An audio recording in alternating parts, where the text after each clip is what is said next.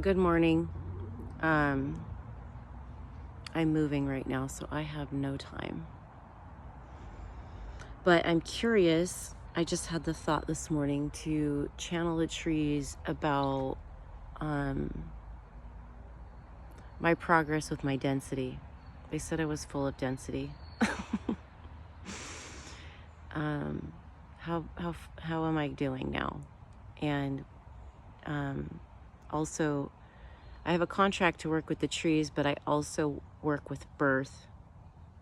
And I'm curious about that connection. What is the connection between trees and birth? Let's see what they say. Dear Kelly, it's been a while.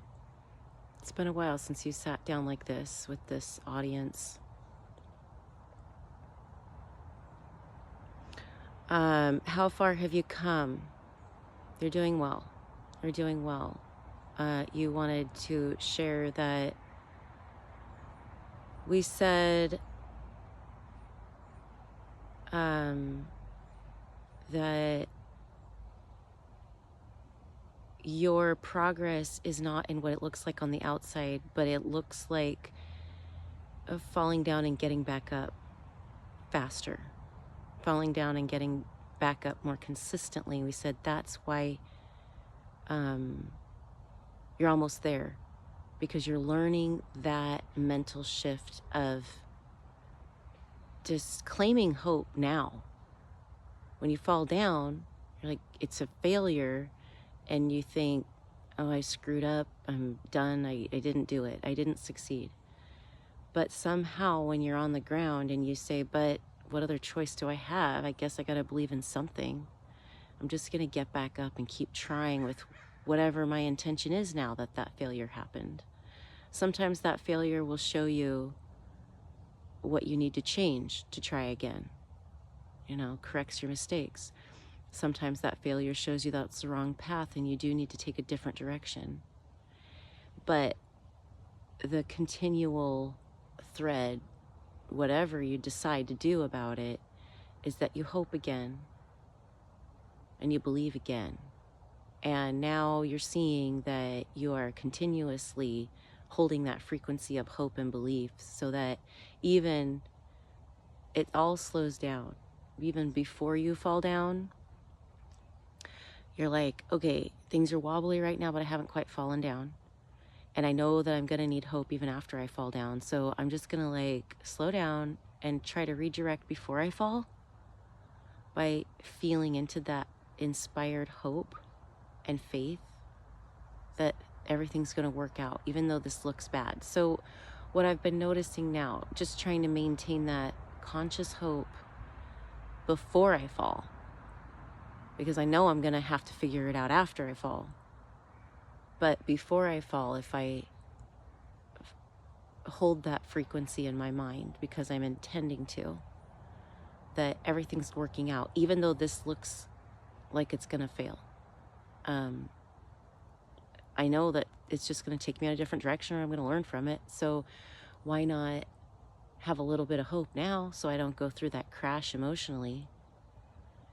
And then you find that's really how you see the blessings in the tangents and the redirections and the mistakes and the accidents and because, okay, for example, I had to pick up a truck and I was late, half an hour late. They go, we're starting our lunch before you get here, so you have to wait another half an hour. So I waited another half an hour, showed up an hour later. They're gone again from the office. This time I actually drove there, and the sign on the door said not here. And it was fine because I had to go get the kids, so I wasn't going to use it anyway. So I came back after I got the kids from school, and they're gone again, a third time. The door's locked. So I call the phone number on the thing. It says, if you need help, I'm still here. I just need you to call me. So I don't pick it up till like 5 o'clock, the truck, on moving day, or 4. And I don't even know who's going to show up. But it works out fine because they're like, well, we canceled your reservation, so you've got it for 24 hours from now. So now I have an extra 4 hours with the truck. I had it when I had the truck. So it turned into a blessing. I missed him a couple times, but it didn't matter because I wasn't really ready to load yet. my packing people hadn't shown up yet. It wasn't time. So naturally, the universe rescheduled my entire reservation for 4 hours later so that I had 4 additional hours the next day, which was relaxing. I didn't need it, but it was still like I didn't need it the earlier deadline. I didn't have it. So I'm starting to see that a lot, where miracles are happening despite, I'm like, oh fuck, now what do I do? Those oh shit moments are turning into blessings, and like it's alchemy, I guess. I don't know, but okay. So this is the frequency that we want you to be conscious of right now, and this is the same frequency as being in a continual state of prayer. Regardless of what it looks like, there's this Asian, Buddhist story about this dad whose son is going to war, and everybody's like, oh, I'm sorry, he's going to go to war. And then he gets an injury, and they're like, oh, I'm sorry, he got an injury. And the dad's like, no, and the son doesn't have to go to war because he has the injury. And like, it goes on like that, where like you think it's bad, but it turns out like life is like that. Life isn't, we judge it. We judge accidents as bad, but they're not. They're not necessarily bad. So here you are, Kelly, asking us about trees and birth, and why do you have to work with both? It feels like I'm being stretched beyond my limits, like I have my whole life, raising 5 kids. It's like constantly being stretched beyond my capacity. Well, we're not interested in what it looks like in the 3D, honestly, Kelly. What we're interested is in shaping your soul so that you return to your light body. So when you come into this world with the past lives that you have had, and there's certain wisdom integrations that you need to go through in this lifetime, which are going to require certain energetic dynamics, certain crisscrossing of pattern thoughts. That's just what it looks like for you. Trees and birth are going to teach you the integrative philosophical thought patterns that you need to, progress in your intention to return to your light body. It's not strange. Many people study multiple concepts throughout their life, and it makes them more complicated as an adult, as an elder. You have life experience that reaches into every direction. So you've done a lot of your birth study, and now it's tree intuition, really, that you're going to go into, even though you do need to learn some vocabulary. I called the redwoods family an orchard. And later I was like, that's not an orchard. What is it? So yeah, I could use some vocabulary.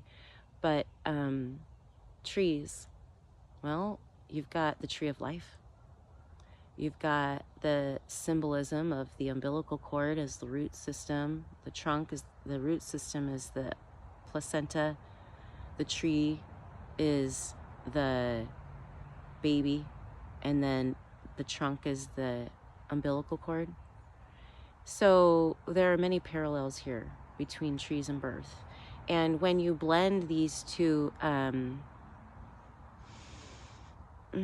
studies together, then you bring more nuance to the concept of birth.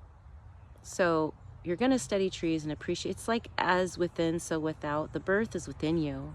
That's your experience. The trees are outside of you. And you're going to study the trees to learn more about birth because of the parallels that they both share. So good question. Your density is doing better. You still have more work to do. But you've sort of reached a point where you're on cruise control because you're past the point of no return. And it's going to be pacing yourself now so that you don't feel overwhelmed by taking on too much. And yeah, you know when you can relax, and you know when you need to, you're listening to the energies. And you're going to listen more and more and the energies are going to be, that you need to listen to direct you, are going to become more subtle. So you have to keep working. You have to keep cleaning. It's a never-ending job, so pace yourself. We send blessings on your day, the rest of your move, and we love you. Namaste.